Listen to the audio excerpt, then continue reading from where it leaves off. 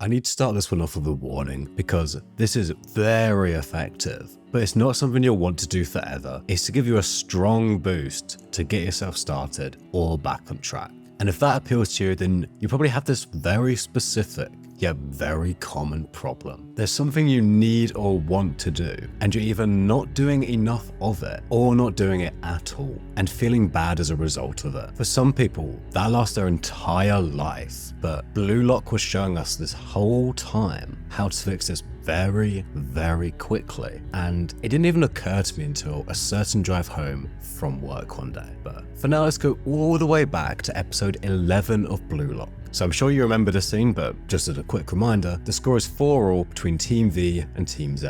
They're in stoppage time, and Team Z need a win to stay in Blue Lock.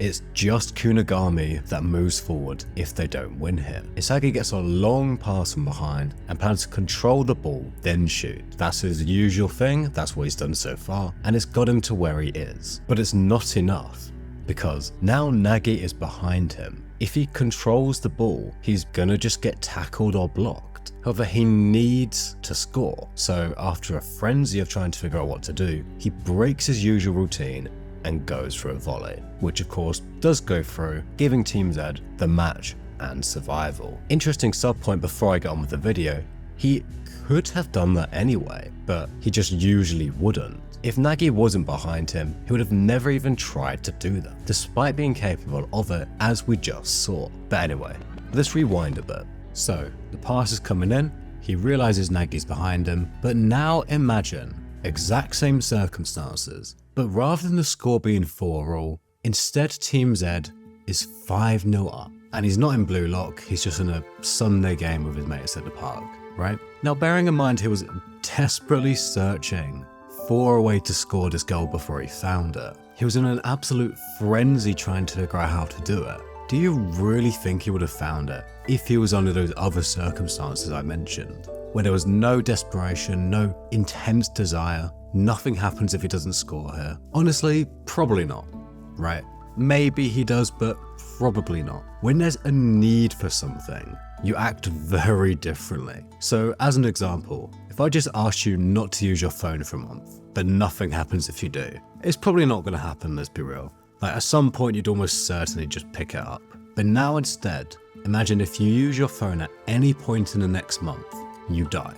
You're not going to go near that thing, right? The need to avoid it would completely change how you act. And at this point, you're probably wondering what the purpose of this video is. Like, yeah, obviously, under circumstances like that, you'd act completely different, right? That's, wow, real groundbreaking stuff. But here's the thing. I'm not going to spoil anything, don't worry. But if you're up to date with the manga, you'll know that recently a similar thing happened where Isagi had to figure out something new on the spot, and his team was just 1-0 down in a game that's first to 3 goals. So how comes that same thing happened when there wasn't that same need there? You know, if you missed, it's a bit of a wasted opportunity, but it wasn't going to mean an instant defeat. Well, if we take a step back here, Isagi didn't need, in the literal sense of the word, to score that previous goal against Team V. He doesn't need to be at Blue Lock. It's not as though he wouldn't be able to live a good life outside of that, but his desire to score was so strong, it effectively felt like a need. And again, I promise this is going somewhere, stick with me. So, as we said at the start of the video, you're in the situation where you feel as though there's something you should or want to be doing, but you're not doing it enough or at all, and you feel bad as a result. So what can we do about it? You need to turn that desire into a need. And this is what Jinpachi does. This is what the Blue Lock project is. These 300 strikers had the desire to be the best striker in the world. And he very cleverly turned that into the need to survive, the need to win, the need to improve. Everyone walked in wanting and now fights needing. So how can you do that for yourself? Because obviously Jinpachi being fictional is not going to do that for you. Well, There's two ways, and there's a lot of overlap between the two. Firstly, internal, which I honestly think is the less powerful of the two, but again, as I said, there's a lot of overlap between the two, so some of these you could call external and vice versa, but it doesn't really matter what you call it. Anyway, as an example, let's look at Barou in the 3v3. Towards the end of the game, he's a defeated man. He's lost all his fire and ambition, and then he takes a moment to think, if I keep acting the way I am, I'm gonna end up like this, which I do not want. There's also obviously some external here where he's looking at Isagi in this vision, living the way he wants to. And again, it's a pretty powerful thing to see that. Seeing someone else with what you want is gonna make you want to do something about it. And as I said at the start, this isn't something you're going to need or want to do forever, right? Barou's whole thought process in the scene isn't something that's going to be healthy to have your entire life. But you won't need to either. You'll probably find after a month or so of this, you've got that momentum going again. But the thing is, if it's annoying or making you sad anyway, that you're not doing it or you don't have something, why not let yourself just get seriously pissed off about it for a bit? Because what happens to so many people, and this was me for a long time, is they're uncomfortable or upset about something, but never to the point where it actually makes them do something about it, especially nowadays where it's so easy to distract yourself. And this can last decades. You probably know at least one person who's, middle-aged and still talking about how they want to lose weight at some point. And they've still not done anything about it because whilst it makes them a bit sad, it's never this real burning desire that would cause them to actually act on it. And so let's go through 3 things they could do to change that. First is what Barou did, where he visualizes where he's going to end up. And to be honest, I personally found that this is the weakest of the 3 options. Just when I go through these, you'll probably agree. But the issue with this is if it doesn't already scare you and you feel like you need to avoid that fate, thinking about it more, it probably isn't going to change that, right? So secondly, he can compare himself to others, which again, as I said at the start, this isn't something you want to do long term because it's just not healthy, right? Especially if you compare yourself to people online because it's all so fake. But honestly, seeing someone else have what you want is pretty motivating. And I think a great example is Chigiri.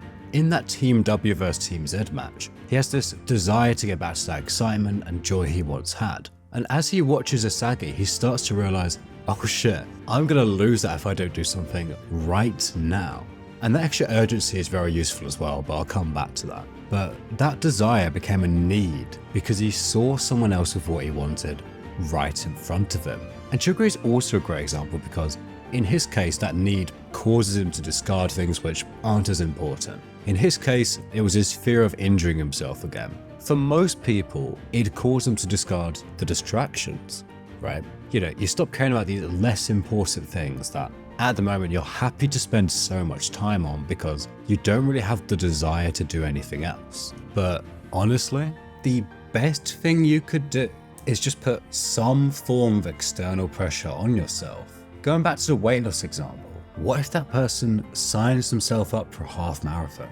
They don't have a choice but to get in shape and start running that way, especially if they tell lots of people they're doing it. Or even better, you know how people do those charity fundraisers when they run marathons, where they share a link and all their friends donate, right? If they did one of those, there is absolutely zero backing out of it. And I'm not saying go live on the streets so you have that external pressure to make money or anything like silly like that, but find some way to add a bit of external pressure to yourself. And you'd probably agree actually that the warning I gave at the start of this video doesn't really apply to that last example. It's actually by far the healthiest of the options. Just, create some stakes for yourself. So that was kind of clickbait now I think about it.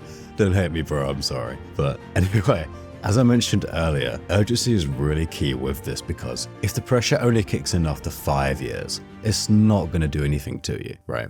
It needs to be sort of a few months max. But if you can find some way to add some form of external pressure to yourself, it will really help you get the momentum going. And chances are you'll just carry on afterwards. So Thank you very much for watching, and a huge thank you to our 2 new Patreons, Ryan Lug and Chakrudi Canoe. I'm really sorry if I pronounced that wrong, bro. Hope you found this video useful, and see you again soon.